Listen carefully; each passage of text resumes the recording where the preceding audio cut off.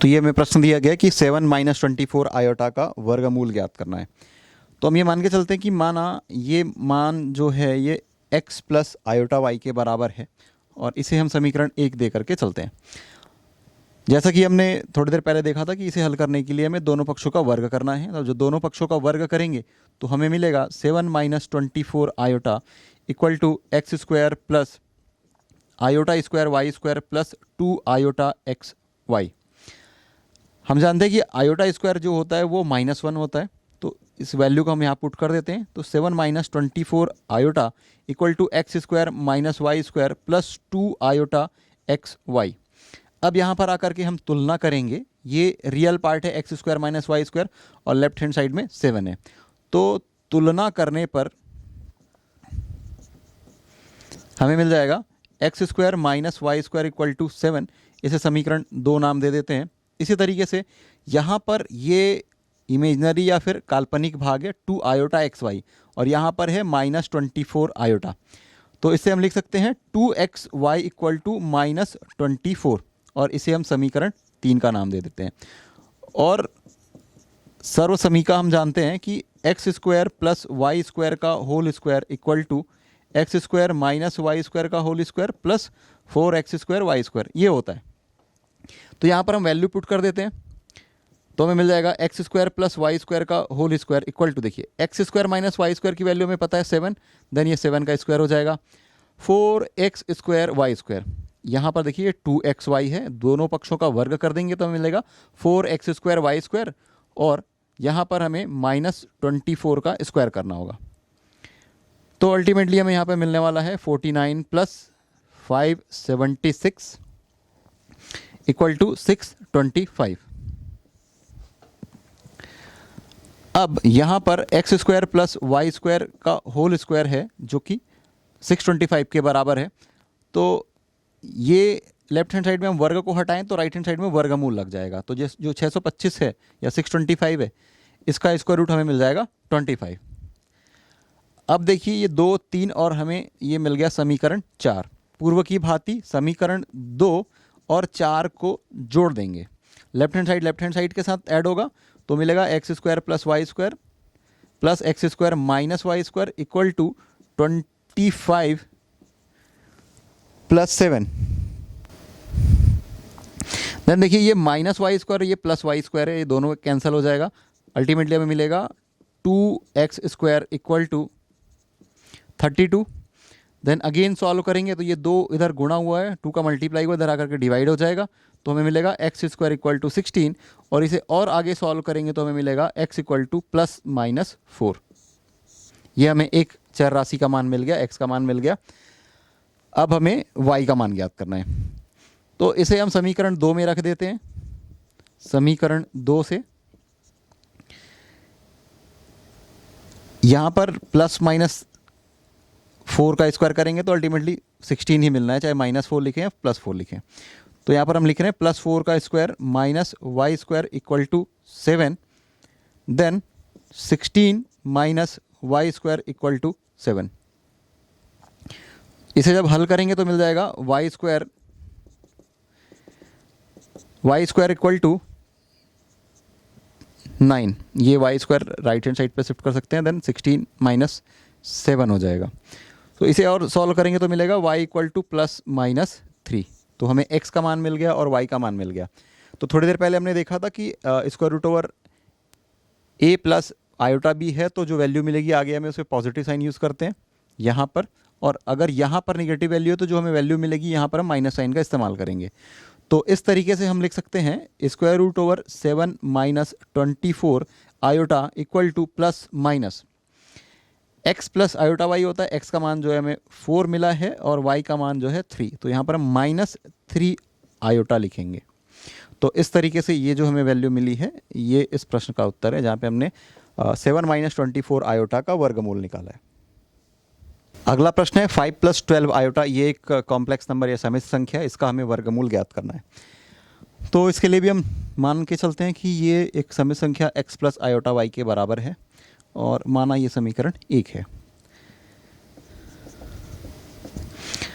दोनों पक्षों का वर्ग करेंगे पूर्व की भांति तो हमें मिल जाएगा 5 plus 12 iota equal to x square minus y square plus 2 iota x y. ये वास्तविक भाग है x square minus y square, और लेफ्ट हैंड साइड में हमारे पास है 5। तो हम लिखेंगे तुलना करने पर x square minus y square equal to 5, माना ये समीकरण 2 है। इसी तरीके से 2 आयोटा एक्स वाई ये इमेजनरी पार्ट है और यहाँ पर 12 आयोटा ये इमेजनरी पार्ट है, तो हमें मिल जाएगा 2 वाई इक्वल टू 12। ये समीकरण 3 है। और सर्व समीका का हम इस्तेमाल करेंगे पूर्व की भांति। X square plus y square का whole square equal to x square minus y square का whole square plus 4x square y square. Value put कर देते हैं। X square minus y square की जो वैल्यू है ये 5 है, देन ये 5 का स्क्वायर हो जाएगा plus 4x square y square. ये दोनों पक्षों का वर्ग करेंगे तो लेफ्ट हैंड साइड में हमें 4x स्क्वायर वाई स्क्वायर मिल जाएगा। राइट हैंड साइड में जब इसका स्क्वायर करेंगे तो हमें मिल जाएगा 144। अब इसे आगे हल करेंगे तो मिल जाएगा 25 प्लस 144 इक्वल टू 169। तो यहाँ से हमें मिल जाएगा x square plus y square का स्क्वायर जो है 169 के बराबर है। यहाँ पर ये वर्ग है, उधर जाकर के वर्गमूल हो जाएगा या स्क्वायर रूट हो जाएगा, तो हमें जो वैल्यू मिलेगी वो होगी 13। एक्स और वाई का मान ज्ञात करना है, तो उसे ज्ञात करने के लिए हम समीकरण 2 और समीकरण 4 को हल करते हैं। तो समीकरण 2 और 4 को एक बार जोड़ देंगे। जोड़ने पर हमें क्या मिलेगा, x square plus y square plus x square minus y square 13 plus 5 that is 18। ये देखिए प्लस वाई स्क्वायर और ये माइनस वाई स्क्वायर है, दोनों कैंसिल हो जाएगा, तो अल्टीमेटली हमें मिलेगा 2x square equal to 18, then x square equal to 9 और फिर x इक्वल टू मिलेगा प्लस माइनस 3। तो x का मान हमें मिल गया। अब हमें y का मान निकालना है। समीकरण 2 में मान रख सकते हैं या फिर समीकरण 4 में 2 को घटा देंगे, तब भी ये काम आसान हो जाएगा। तो यहाँ पर हम वैल्यू पुट कर देते हैं। समीकरण 2 से x का मान अगर हम रख दें प्लस माइनस 3 का square minus y square equal to 5, इसका स्क्वायर करेंगे तो मिलेगा 9 minus y square equal to 5, या फिर y square equal to 9 minus 5 equal to 4। इसको हमने पक्षांतर किया और ये 5 को हमने इस तरह पक्षांतर किया। तो इस तरीके से यहाँ पर हमें मिल जाएगा y equal to plus minus 2। X और y का मान हमें मिल गया। चूँकि यहाँ पर धनात्मक चिन्ह है और यहाँ पर भी धन का चिन्ह आएगा, तो इस तरीके से हम लिख सकते हैं square root over 5 plus 12 iota equal to plus minus x that is 3 plus 2 iota. तो ये इस प्रश्न का उत्तर है। सम्मिश्र संख्या का निरूपण, जिसमें हम 3 अलग अलग विधियों के द्वारा किसी सम्मिश्र संख्या को निरूपित करेंगे। पहला है ज्यामितीय निरूपण, दूसरा है सदिश निरूपण और तीसरा है ध्रुवीय निरूपण। तो चलते हैं पहले ज्यामितीय निरूपण पर। ज्यामितीय निरूपण में जाने के पहले आपको ये पता होना चाहिए कि कार्तीय निर्देशांक पद्धति क्या होता है। पिछले कक्षाओं में आपने पढ़ा होगा कि एक समतल को 2 परस्पर लंबवत अक्षों के द्वारा विभाजित किया जाता है। 2 रेखाएं या 2 अक्ष जिस बिंदु पर प्रतिच्छेद करती है उसे मूल बिंदु कहते हैं, और ये जो अक्ष है ये x अक्ष होता है और ये अक्ष y अक्ष होता है। तो जिस समतल में हम सम्मिश्र संख्या को निरूपित करते हैं उसे 3 अलग अलग नामों से जाना जाता है। एक है कॉम्प्लेक्स प्लेन या सम्मिश्र समतल, आर्गंड समतल और गॉसियन समतल। ये तीनों नाम अलग अलग हैं लेकिन ये है एक ही। तो यहाँ पर ये जो x एक्सिस है इसमें हम सम्मिश्र संख्या के रियल पार्ट को रिप्रेजेंट करेंगे, और ये जो y एक्सिस है इसमें हम इमेजनरी पार्ट को निरूपित करेंगे। तो इस तरीके से ये जो क्षेत्र है ये प्रथम चतुर्थांश है, ये द्वितीय चतुर्थांश है, और ये तृतीय चतुर्थांश है, और ये चतुर्थ चतुर्थांश। तो जैसा कि आप जानते हैं कि राइट बिंदु O से x अक्ष में या रियल z में राइट की ओर मूव करेंगे तो हमें धनात्मक संख्या मिलेगी। उसी तरीके से इस बिंदु से y अक्ष में ऊपर की ओर मूव करेंगे तो धनात्मक संख्या या धनात्मक मान मिलेगा। यहाँ पर माइनस प्लस, और इस तरीके से यहाँ पर माइनस माइनस, और यहाँ पर प्लस और माइनस। तो पहले हम देखेंगे किसी सम्मिश्र संख्या जो दी गई है वो कौन से चतुर्थांश पर आता है। जैसे कि अगर एक सम्मिश्र संख्या ले लें z1 इक्वल टू 1 2, तो ये जो है ये रियल पार्ट है और ये जो 2 है ये इमेजनरी पार्ट है। 1 2 3 ऐसा अगर हम इसमें मैपिंग कर लें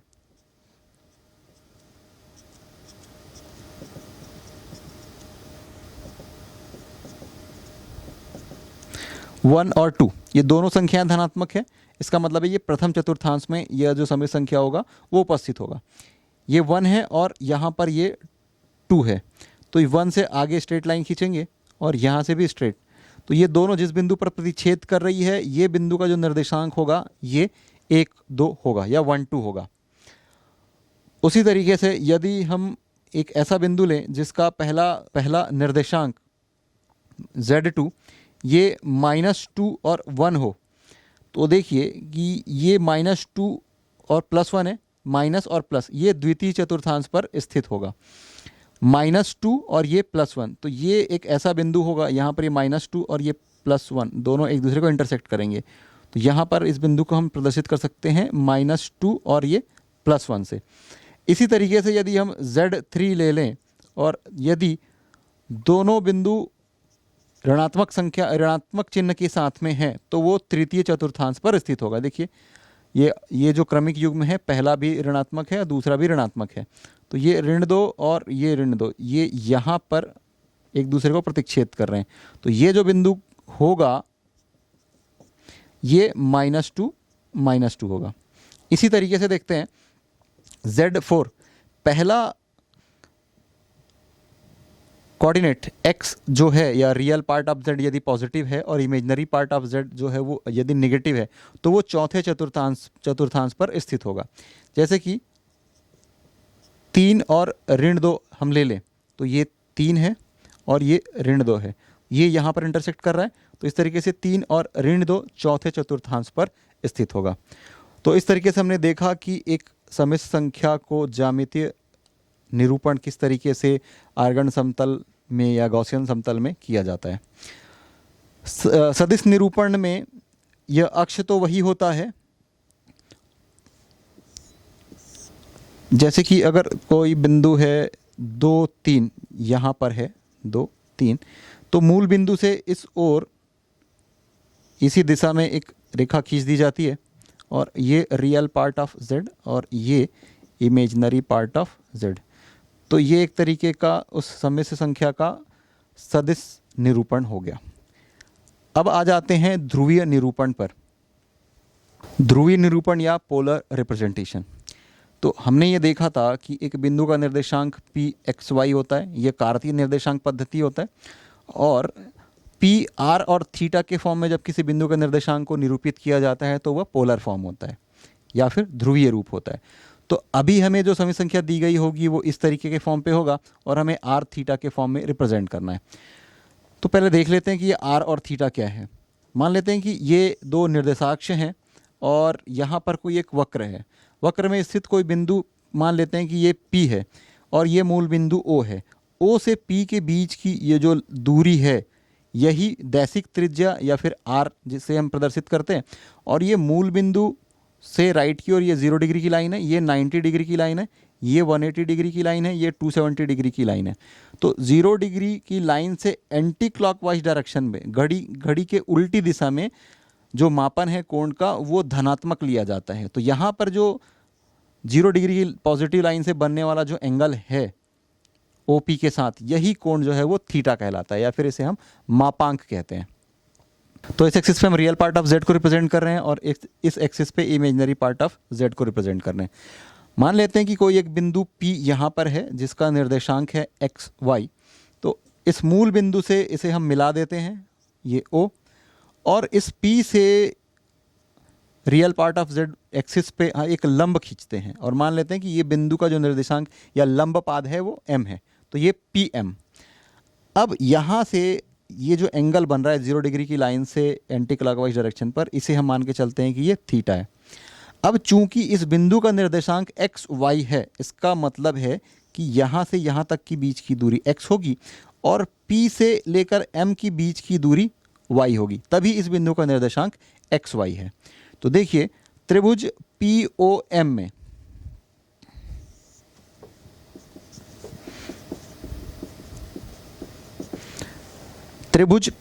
में cos थीटा आधार बटे कर्ण, आधार क्या है OM और कर्ण क्या है OP। OM ये x है और OP ये जो है ये R है। तो ये जो O से P के बीच का डिस्टेंस है, जिसे हमने देखा था, ये मापांक है। इसे मॉड Z से भी रिप्रेजेंट करते हैं या फिर R भी लिखते हैं, जो कि होता है square root over x square plus y square. तो यहाँ से कॉस थीटा इक्वल टू हमें मिल गया x बाई आर। अब तिर्यक गुणा करेंगे तो हमें क्या मिल जाएगा, x equal to r cos theta, ये हमें x का मान मिल गया। इसी तरीके से साइन थीटा लंब बटे कर्ण, यहाँ पर देखिए लंब क्या है, PM, ये कोण थीटा के लिए PM जो है ये लंब है, और कर्ण क्या है, OP। तो PM का जो मान है, यह लेंथ है, ये y हो जाएगा, और OP जो कि r है। फिर से हम यहाँ पर तिर्यक गुणा करेंगे तो हमें मिल जाएगा y equal to r sine theta. तो ये हमें मिल गया x का मान r कॉस थीटा और y का मान r साइन थीटा। तो इस तरीके से हम लिख सकते हैं z equal to x plus iota y equal to r cos theta plus iota r sine theta. अब चूंकि इन दोनों पदों में r जो है वो कॉमन है, तो इसे हम ऐसा लिख सकते हैं x plus iota y equal to r cos theta plus iota sine theta. तो ये एक फार्मूला है जिसपे एक कार्तीय निर्देशांक पद्धति में या फिर किसी समय संख्या का कार्तीय निरूपण है, उससे हम एक पोलर फॉर्म में कन्वर्ट करें। देखिए लेफ्ट हैंड साइड में x और y दो चर राशियां हैं और राइट हैंड साइड में r और थीटा। तो यह संबंध है कार्तीय रूप और ध्रुवीय रूप में।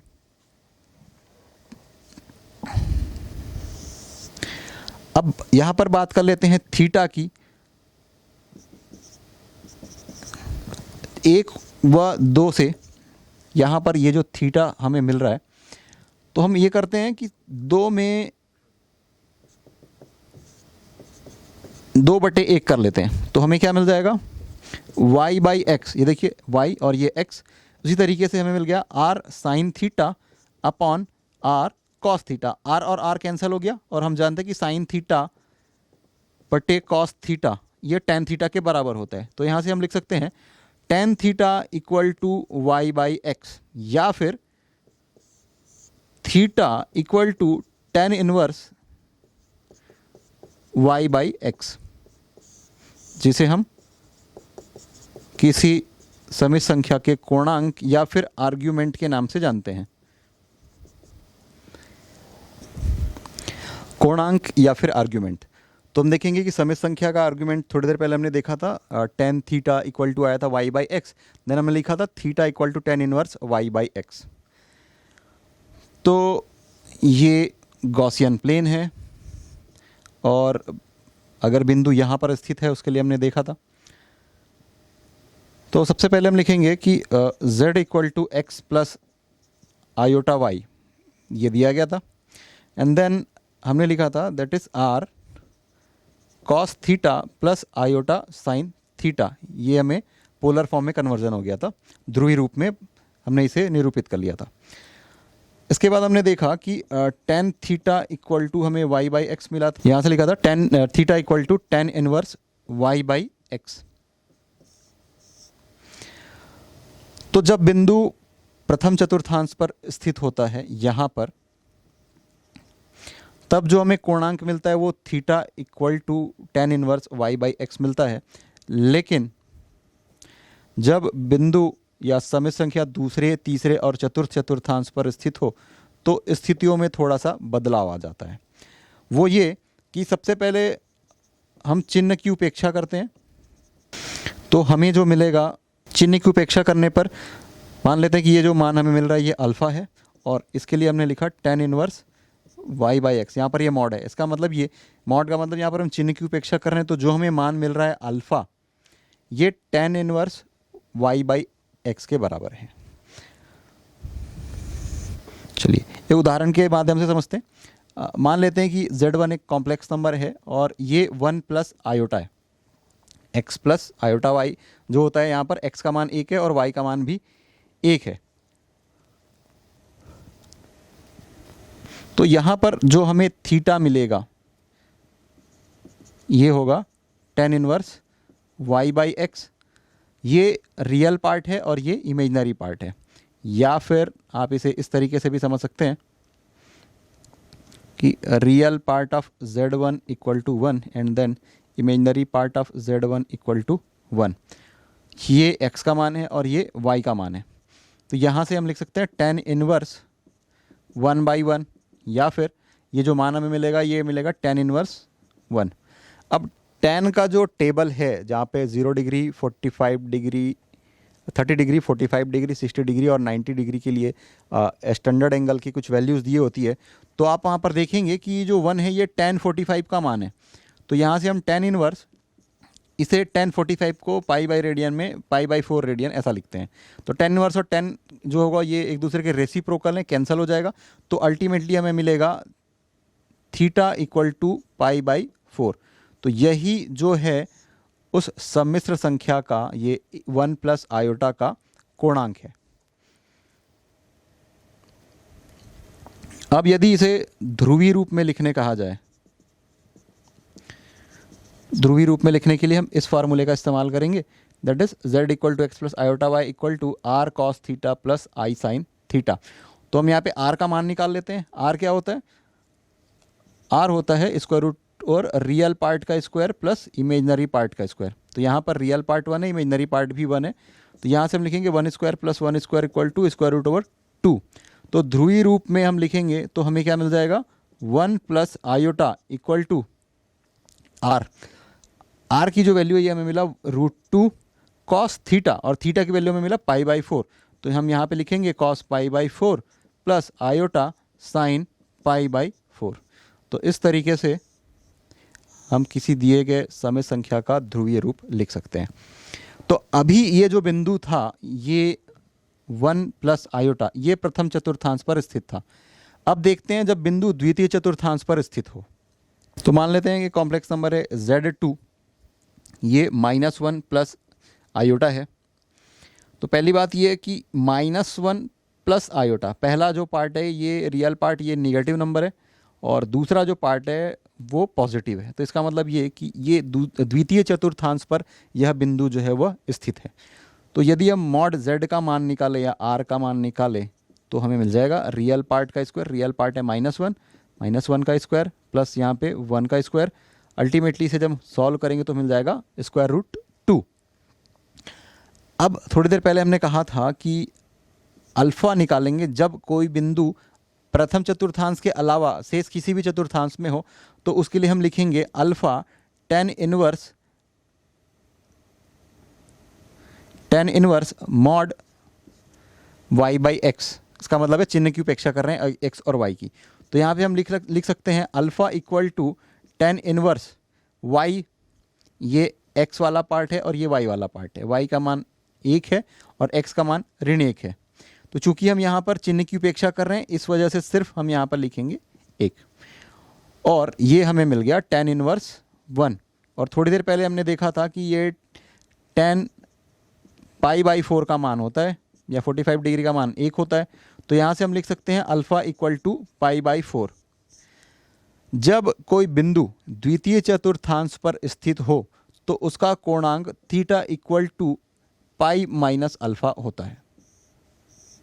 अब ये पाई माइनस अल्फ़ा कैसे होता है, जब आप त्रिकोणमितीय का अध्ययन करेंगे तो वहाँ पर ये कंसेप्ट आपको मिलेगा। तो यहाँ से हम इसका लिख सकते हैं z2 के लिए हम मापांक यदि θ2 लिखें तो θ2 अब पहले हम यहाँ पे लिख लेते हैं, चूंकि बिंदु z2 -1 1 द्वितीय चतुर्थांश पर स्थित है, अतः θ2 equal to pi minus alpha, और अल्फ़ा का मान क्या मिला π/4। तो इस तरीके से हम लिख सकते हैं पाई माइनस π/4 इक्वल टू 3π/4। तो θ2 का जो हमें मान मिला वो है 3π/4। तो ये जो सम्मिश्र संख्या है -1 प्लस आयोटा, इसे यदि ध्रुवीय रूप में लिखने कहा जाए तो हम जानते हैं कि x plus iota y equal to r cos theta plus i sine theta होता है। तो r का मान वर्गमूल 2 कॉस थीटा, थीटा का मान हमें मिला है 3π/4 प्लस आयोटा साइन 3π/4।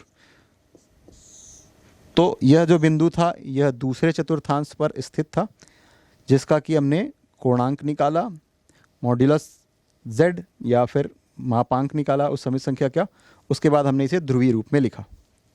अब देखते हैं कि एक समित संख्या है z3 जो कि -1 माइनस आयोटा है। तो दोनों निर्देशांक या दोनों भाग, रियल पार्ट और इमेजिनरी पार्ट, दोनों निगेटिव साइन के साथ है। तो इसका मतलब ये है कि यह जो बिंदु है यह तृतीय चतुर्थांश पर स्थित है। तो इसके लिए भी r या फिर z मॉड z3 की जो वैल्यू होगी ये भी 2 ही मिलेगी, -1 का स्क्वायर प्लस -1 का स्क्वायर। अल्टीमेटली हमें जो वैल्यू मिलने वाला है ये √2 मिलने वाला है। थोड़ी देर पहले हमने देखा था अल्फ़ा इक्वल टू, हमने लिखा था tan inverse mod of y/x, चिन्ह की उपेक्षा कर रहे हैं। तो tan इनवर्स 1/1 tan 45 मिला था यहाँ पे, तो यहाँ पे हम डायरेक्टली लिख सकते हैं अल्फ़ा इक्वल टू π/4। ये हमें अल्फ़ा का मान मिल गया। अब हम लिखेंगे चूंकि Z3 तृतीय चतुर्थांश पर स्थित है, अतः थीटा का जो मान होगा ये पाई प्लस अल्फ़ा हो जाएगा। देखिए ये 0 डिग्री, ये 90 डिग्री और ये 180 डिग्री या फिर पाई रेडियन है। तो यहाँ पर जो कोण बन रहा है वो यहाँ से लेकर यहाँ तक के बीच में ही लाई करेगा। तो थीटा इक्वल टू हम लिखेंगे पाई प्लस अल्फ़ा।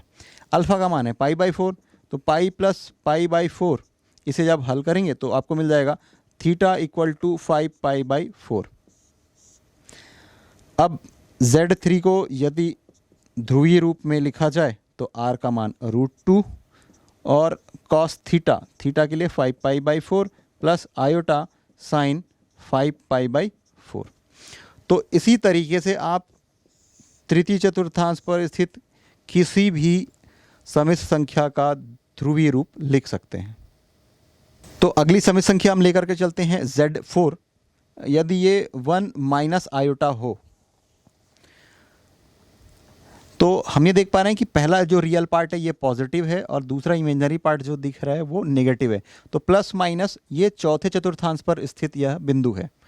तो इसके लिए मॉड्यूलस या r जो होगा ये भी ये +1 का स्क्वायर प्लस -1 का स्क्वायर, अल्टीमेटली हमें √2 मिलने वाला है। तो इसके लिए पहले अल्फ़ा निकाल लेते हैं। अल्फ़ा क्या होता है, that is tan inverse mod y/x, चिन्ह की उपेक्षा करेंगे। तो tan इनवर्स y का मान यहाँ पर ऋण 1 है और चिन्ह की उपेक्षा कर रहे हैं इसलिए 1/1 लिखेंगे।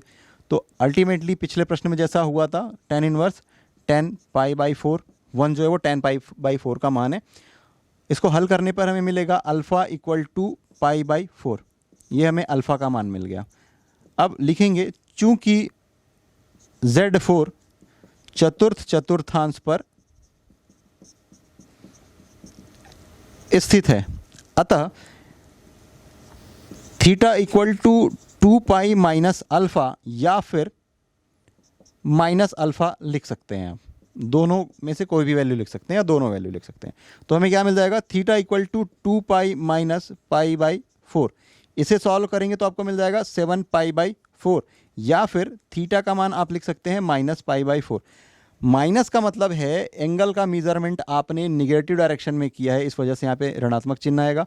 और 7π/4 यहाँ से आप एंगल का मेजरमेंट ऐसे लेंगे तो यहाँ से लेकर यहाँ तक जो एंगल बन रहा है ये 7π/4 को रिप्रेजेंट कर रहा है और -π/4 ये प्रदर्शित करता है कि आप एंगल का मेजरमेंट अपोजिट डायरेक्शन से कर रहे हैं। तो ये जो समित संख्या है इसका आपको पोलर फॉर्म में लिखना हो तो आप लिखेंगे Z4 equal to 1 minus iota equal to r that is √2 cos theta जो हमें मिला था, ये दोनों वैल्यू में से आप कोई भी वैल्यू लिख सकते हैं, 7π/4 प्लस आयोटा साइन 7π/4। ये अगर आप इसको इस्तेमाल करना चाहें तो इसके पहले आपको पता होना चाहिए कि cos ऑफ माइनस थीटा ये cos थीटा होता है और साइन ऑफ माइनस थीटा ये माइनस साइन थीटा होता है। तो इस कंसेप्ट को यूज़ करके ये डिग्री का हम इस्तेमाल कर सकते हैं। Z4 equal to 1 minus iota equal to √2 cos π/4 minus iota sine π/4। तो ये दोनों इसके उत्तर हैं, ये भी इसका उत्तर है और ये भी इसका उत्तर है। अभी हमने कुछ सम्मिश्र संख्याओं से संबंधित जो अवधारणाएं देखी थी उससे संबंधित आगे प्रश्न देखेंगे।